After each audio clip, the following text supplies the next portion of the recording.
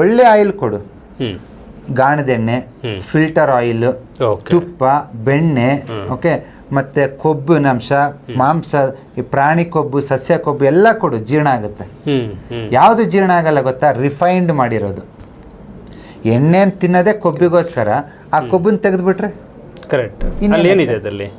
ಅದನ್ನ ತಿಂದ್ರೆ ಮತ್ತೆ ಅದೇ ಕಾಯಿಲೆಗಳು, ಮತ್ತೆ ಲಿವರ್ ಹಾಳಾಗುತ್ತೆ. ಈ ಬಣ್ಣ ಹಚ್ಕೊಳ್ಳೋದ್ರ ಜೊತೆಗೆ ನೀವಿರುವಂತ ಪ್ರಿಕಾಕ್ಷನ್ ಕೂಡ ನೀವು ಮನೇಲಿ ಬಜ್ಜಿ ಬಂಡೆ ಮಾಡ್ಕೊಂಡು ತಿನ್ನಿ, ಲಿವರ್ ಹಾಳಾಗಲ್ಲ. ಹೊರಗಡೆ ತಿಂದ್ರೆ ಹಾಳಾಗೋದು. ಒಂದೇ ಎಣ್ಣೆಗೆ 50 ಸಲ ಹಾಕಿರ್ತಾರೆ. 50 ಸಲ ಅಲ್ಲ, 500 ಸತಿ ಕರಿತಾನೆ ಇರ್ತಾನೆ. ಹೌದು, ಮಿಕ್ಕರು ಕೂಡ ನಾಳೆ ಇಟ್ಕೊಂಡಿರ್ತಾನೆ. ಬಟ್ ಅದನ್ನ ಕೆಲವೊಂದು ಸ್ಟ್ಯಾಂಡರ್ಡ್ ಕಂಪ್ನಿ ನೋಡಿದೆ ನಾನು. ಕೆಲವರು ಸ್ಟ್ಯಾಂಡರ್ಡ್ ಇಂಟರ್ನ್ಯಾಷನಲ್ ಕಂಪ್ನೀಸ್ ಹತ್ರ ಚಿಕನ್ ಕರಿಯರ್ ಹತ್ರ ಹೋದೆ. ಎಷ್ಟು ಸತಿ ಕರೀತಾರೆ ಒಂದು ಎಣ್ಣೆಯಲ್ಲಿ ಅಂದ್ರೆ ಅವ್ರು ಹೇಳಿದ್ರು 5 ರಿಂದ 6 ಸತಿ. ಓಕೆ, ಎಣ್ಣೆ ಚೇಂಜ್ ಮಾಡ್ಬಿಡ್ತಾರೆ. Bait ಅಷ್ಟಾದ್ರೂ best. ಇಲ್ಲೇನಾಗುತ್ತೆ ಅಂದ್ರೆ ಇಲ್ಲಿ ಕೆಲವೊಂದ್ಸಲ ನೋಡಿ ಚಿಪ್ಸ್ಗಳು ಮಾಡ್ತಾ ಇರ್ತಾರೆ, ಬಜ್ಜಿ ಬೋಂಡಗಳು ಮಾಡ್ತಾ ಇರ್ತಾರೆ.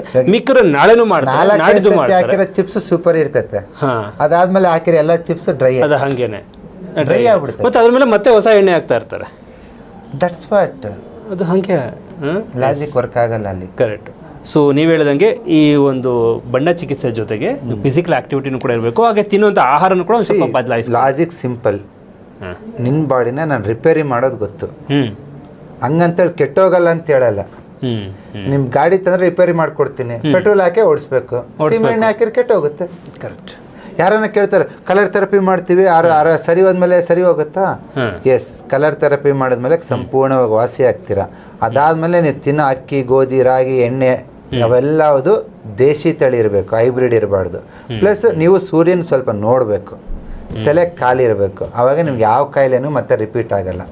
ನಾನು ಟ್ರೀಟ್ಮೆಂಟ್ ಕೊಟ್ಟಾದ್ಮೇಲೆ ಲಿವರ್ ಎಲ್ಲ ರೆಡಿ ಆದಮೇಲೆ 90 ಹೊಡೆದ್ರೆ ನಾನೇನು ಮಾಡಲಿ? ಎಣ್ಣೆ, ಅದು ಎಣ್ಣೆ, ಇದು ಎಣ್ಣೆ. ಇದು ರೈಟ್ ನ್ಯೂಸ್.